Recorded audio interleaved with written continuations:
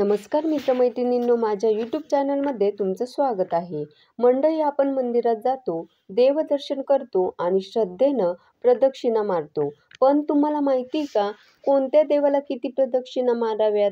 यामागे विशिष्ट नियम आणि आध्यात्मिक कारणं आहेत का? चला जाणून घेऊया की कोणत्या देवाला किती प्रदक्षिणा मारायच्या, कशासाठी त्याचे फायदे काय आणि योग्य पद्धतीने प्रदक्षिणा कशी करायची. पण त्याआधी माझ्या चॅनलला सबस्क्राईब करा. हिंदू धर्मात मंदिरात देवाच्या मूर्तीभोवती प्रदक्षिणा मारण्याची प्रथा अतिशय महत्त्वाची आहे. प्रदक्षिणा म्हणजे मंदिरातील देवांच्या मूर्तीभोवती घड्याळाच्या दिशेने म्हणजे उजव्या बाजूने फिरणे. प्रत्येक देवासाठी प्रदक्षिणेची संख्या, नियम आणि फायदे वेगवेगळे असतात.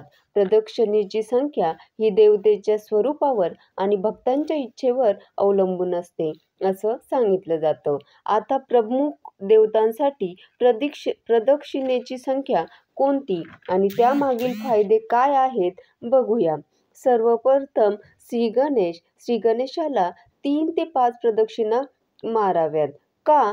कारण गणपती विघ्नहर्ता आहे. त्यांच्या प्रदक्षिणेनं सर्व अडथळे दूर होतात. यामुळे कार्यसिद्धी होते, बुद्धिवृद्धी होते आणि सुख समृद्धीही मिळते असं सांगितलं जातं.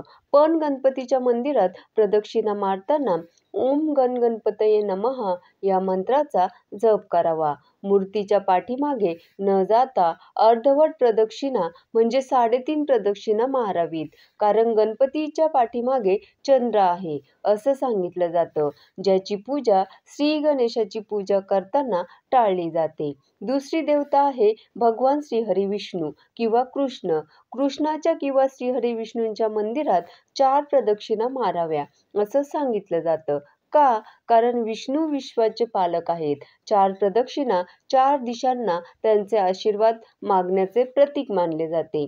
याचे फायदे असे की यामुळे जीवनात स्थैर्य, समृद्धी आणि मोक्षाची प्राप्ती होते. मात्र श्रीहरी विष्णूंच्या किंवा कृष्णाच्या मंदिराला प्रदक्षिणा मारताना ओम नमो भगवते वासुदेवाय या मंत्राचा जप करत राहावा आणि शांतपणे प्रदक्षिणा मारावी. शिवाय आपण हा जप तुळशीच्या माळेने सुद्धा करू शकतो. त्यानंतर भगवान शिवाच्या मंदिरामध्ये 3.5 प्रदक्षिणा मारण्याची प्रथा आहे. का? कारण शिवलिंगाच्या पुढील बाजूस सोमसूत्र म्हणजे जलधारा असते, जी पवित्र आहे. त्यामुळे पूर्ण प्रदक्षिणा न मारता अर्धवट फिरावं. यामुळे पापमुक्ती, मनशांती, मानसिक शांती आणि आध्यात्मिक प्रगती मिळते असं सांगितलं जातं. मात्र ही प्रदक्षिणा मारताना ओम नमः शिवाय या पंचाक्षरी मंत्राचा जप करावा. प्रदक्षिणा मारताना सोमसूत्र ओलांडू नये. शिवाय बेलपत्र किंवा पाण्याचा लोटा हातात धरून आपण प्रदक्षिणा मारू शकतो. त्यानंतर भगवान हनुमंतांच्या मंदिरात प्रदक्षिणा मारायची असेल तर 11 किंवा 21 वेळा मारावी. का? कारण हनुमंत शक्ती आणि भक्तीचे प्रतीक आहे. त्यांच्या प्रदक्षिणेनं आपल्याला बल आणि आत्मविश्वास मिळतो. याचे फायदे असे की संकटमुक्ती, शत्रूवर विजय आणि आरोग्याचे लाभ प्राप्त होतात. मात्र हनुमानजींच्या मंदिराला प्रदक्षिणा मारताना ओम हनुमते नमः हा मंत्र म्हणत प्रदक्षिणा मारावी. शिवाय आपण मंगळवारी किंवा शनिवारी प्रदक्षिणा मारणं विशेष फलदायी ठरतं असं सांगितलं जातं. त्यानंतर कोणत्याही देवीच्या मंदिरात प्रदक्षिणा मारायची झाल्यास 9 प्रदक्षिणा माराव्यात. मग ते मंदिर देवी लक्ष्मीचं, दुर्गादेवीचं किंवा सरस्वती मातेचं असो. का? कारण देवी 9 रूपांची आहे. जसं 9 दुर्गा, 9 प्रदक्षिणा तिच्या सर्व रूपांचे आशीर्वाद मागण्याचं प्रतीक आहे. यामुळे आपल्याला धन, विद्या आणि शक्ती प्राप्ती होते. मात्र देवीच्या मंदिराला प्रदक्षिणा मारताना ओम ऐं ह्रीं क्लीं चामुंडाय विच्चे किंवा श्री महालक्ष्मी नमः असा मंत्र म्हणत प्रदक्षिणा मारावी. यावेळी आपण हातात फुलं किंवा लाल कापड धरावे असं सांगितलं जातं. त्यानंतर आपण सूर्यदेवाला प्रदक्षिणा मारतो, तर ही प्रदक्षिणा 7 वेळा करावी. का? कारण सूर्य सप्तरंगी आहे आणि 7 अश्वांच्या रथावर स्वार आहे. 7 प्रदक्षिणा सूर्याच्या सर्व शक्तींचं आकर्षण करतं. याचे फायदे असे की आपल्याला तेज, यश आणि आरोग्याचे लाभ होतात. शिवाय याचे नियम असे आहेत की आपण सूर्यदेवाला प्रदक्षिणा मारताना सूर्योदयापूर्वी ओम सूर्याय नमः हा मंत्र म्हणत सकाळी प्रदक्षिणा मारावी.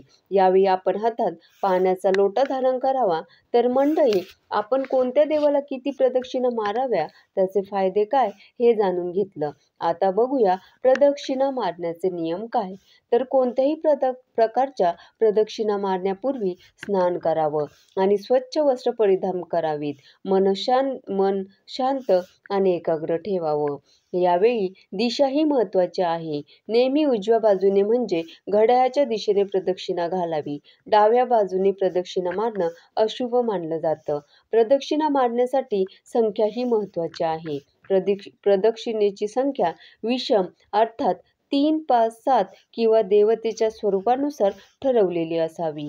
एकदा सुरू केलेली प्रदक्षिणा पूर्ण करावी म्हणजे थांबू नये. आणि सर्वात महत्त्वाचं म्हणजे प्रत्येक देवतेचा विशिष्ट मंत्र म्हणत प्रदक्षिणा मारावी. यामुळे एकाग्रता वाढते आणि फलप्राप्ती होते असं सांगितलं जातं. शिवाय प्रदक्षिणा मारताना हातात फुलं, प्रसाद किंवा पाण्याचा लोटा धरावा.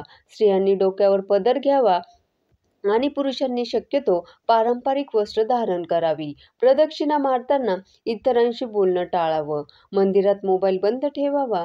प्रदक्षिणा मारताना मूर्तीला स्पर्श करू नये. आता या प्रदक्षिणेचे फायदे काय?